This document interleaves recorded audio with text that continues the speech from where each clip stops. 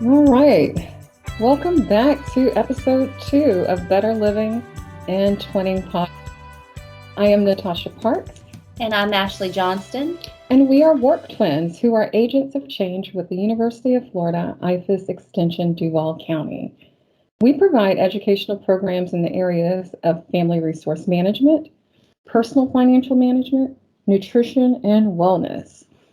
Ashley, you want to tell them about today's topic? Yeah, today we're going to be talking about holistic, healthy behaviors and, what kind of motivates you to change, and then also just different indicators that go into holistic health that you may not typically think of.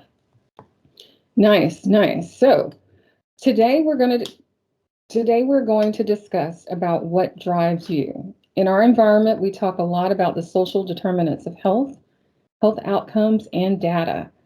We would like to shift our lens to you and talk to you about what motivates you to make a change. Health is not only about what you consume. When I taught health in middle school and high school students, the focus was on like social health, mental health, and physical health. You can think of these areas like a triangle or as an umbrella. You can be physically healthy and mentally unwell, or you can live in an extravagant home but be financially overburdened. Ashley's going to tell you more about those stages of change to help you to drive our point for today's topic. Yeah, so I think that anytime we talk about a goal that we have or something that we want to accomplish or something we want to change, it's easy to dream that dream and have that goal, but there is actually a science behind change in and of itself at the individual level, and it goes back to psychology, and it all deals about your thinking. So I want to talk a little bit about the stages of change theory. I'm not going to go too heavy on it. It's going to make a lot of sense, but I think once you understand this theory, that happens to be the most popular theory when it comes to different programs and goal meeting and setting. I think once you understand the principles, you'll understand how you fit into each of these stages and kind of how you can progress through those stages to finally meet your goal, whatever that might be. So for the sake of this example, let's say your goal is to get more sleep at night.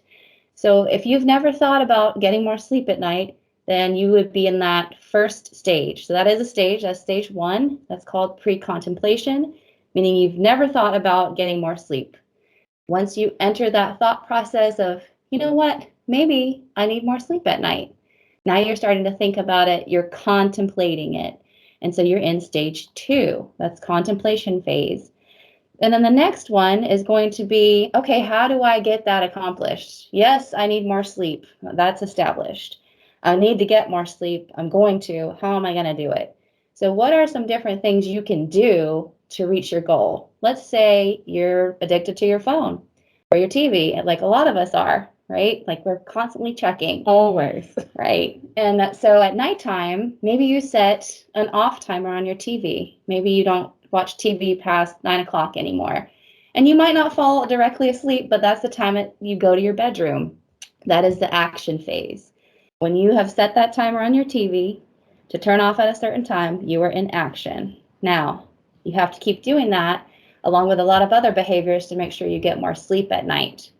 You've reached your goal, you're getting more sleep, but you have to maintain it. And that is where people say consistency is key. And it's so, so true. You have to be consistent and you have to mostly, 80% of the time, 70, 80% be succeeding in these different behaviors. If you don't, if you have a misstep, that would be called a relapse. And I'm not talking about Friday night, oh, I didn't get much sleep. You're not in relapse, but if you go 5 days a week and now you're back to getting 4 hours of sleep, you've relapsed. But that's okay. You can go back to stage one and then stage two and do the cycle all over again. It's never linear. Change goes very much up and down, and you got to kind of embrace that process. So that's it, theory in a nutshell. And now you can tell your friends you know all about stages of change, also known as trans-theoretical model. If you need it for a trivia question. And now we'll hand it over to Natasha for some more practical implementation stuff. Yeah, I just want to add to something you were saying. In our previous episode, we talked about fact or fiction, right? Yeah. And we really tried to drive that point. And now you're talking about a science based way of changing, right? Right. And changing anything. So this is pretty awesome. So since we're talking about fact and fiction about this particular topic, I've read an article from Rutgers University, and they said financial problems can affect a person's health status and vice versa. Now, let me back up for a minute. Remember, on every episode, Ashley is going to give you her point of view from her specialty, which is Health and wellness and mindfulness. right. And I will give you my perspective on family resource management, entrepreneurship, and financial management. So, based on this article, they provided 3 examples to support their statement. But I really want to focus on one of those examples, which really resonated with me, and I hope it resonates with our audience. Overdue medical bills. Have you ever had this happen to you? Absolutely. I think everyone has. Oh my God, the stuff you get in the mail, you think you've all settled up when you leave the doctor office, and they tell you have, they even say it to you, and then you get all the mail. Not to mention a Tylenol. A bottle of Tylenol is probably about what, $6 or $7 Yeah. for maybe 30 pills, right? You might be paying 6 or 7, almost up to $20 for 1 pill Of Tylenol. of Some Tylenol. street Tylenol in the hospital. Exactly.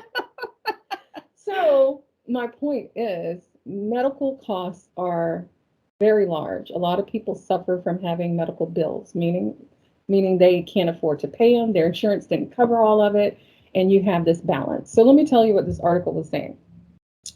Overdue medical bills can result in physical symptoms of stress, like migraines, insomnia, and anxiety, and or delayed or inadequate treatment. They also had an article from Purdue University states that worrying about finances came in as the #1 stressor across all age groups. And this was according to a survey that was done on the 2018 Everyday Health United States of Stress survey. Can you believe that there is Wow. a survey on our stress level as Americans? I thought that was pretty cool. We're always going to be in the red zone. I feel like that's where we live. We don't want to be in the red zone. Exactly, exactly. One of the solutions this article suggests is to take a look at your current situation. Determine if there is a pattern to how much and when you spend. Ask for help. Creating a realistic budget and sticking to it really is the foundation of controlling your personal financial management. Many of my colleagues, which are financial educators in extension, including myself, we use this game called Money Habitudes. And what it is the leading money personality profile. It helps participants determine their money personality. And that is so very cool. It really is. I really love that. It really is. It's basically a card game, and it has these different categories. But you can go online and look more into it if you want to know more about it or take a test with me or play the game with me. You can contact us at our email address. Yes. And there are other activities that you can use if you need help with creating a budget and strategies and tips to personal financial management. But if you think about what Ashley said as far as changing, and if you wanted to change how you manage your personal finances, there are steps that you can take to do this. Absolutely. It rang a bell with me when you brought up that game. If you have never thought about this, but you go play the game, boom, you're in contemplation. Exactly. Now you're thinking about it. And I kind of want to give you a little bit more. One of the examples I give them. You ever heard of that term, being like the Joneses? Yes, keeping up with the Joneses. Exactly. And that really means that I think I even seen a commercial about it, and I can't remember which brand it was, but it was a neighbor looking in their neighbor's, or it was a person looking in their neighbor's yard, and they pulled up with a new car. So I guess it was some car company. And they were like, oh my God, I want a new car, right? So you might say you want a new car, but did you ask yourself, can you afford the car? Does it fit in my budget? Yeah. Does it meet our family needs, etc., right? And did those little voices just kind of creep in the background and just shush it? Slapping them away. Exactly. No, you can't afford it, so stop playing around. I don't even have the correct credit score to get that. I mean, there could be a number of reasons why, right?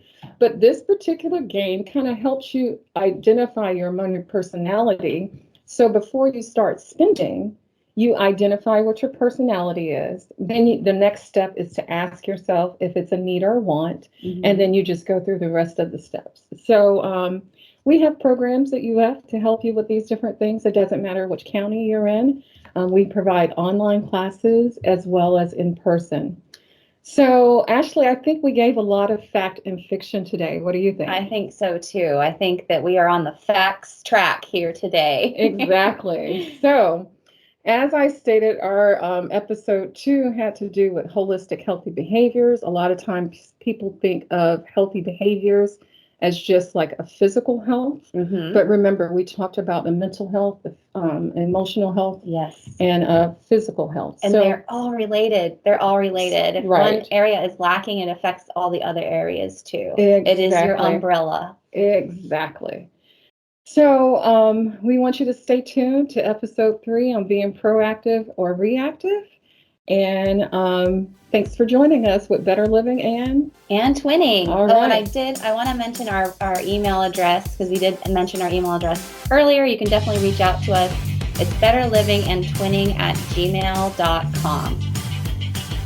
Excellent. I think this was a great episode. I hope our audience enjoyed it. Me too. Thank you guys, and have a great day.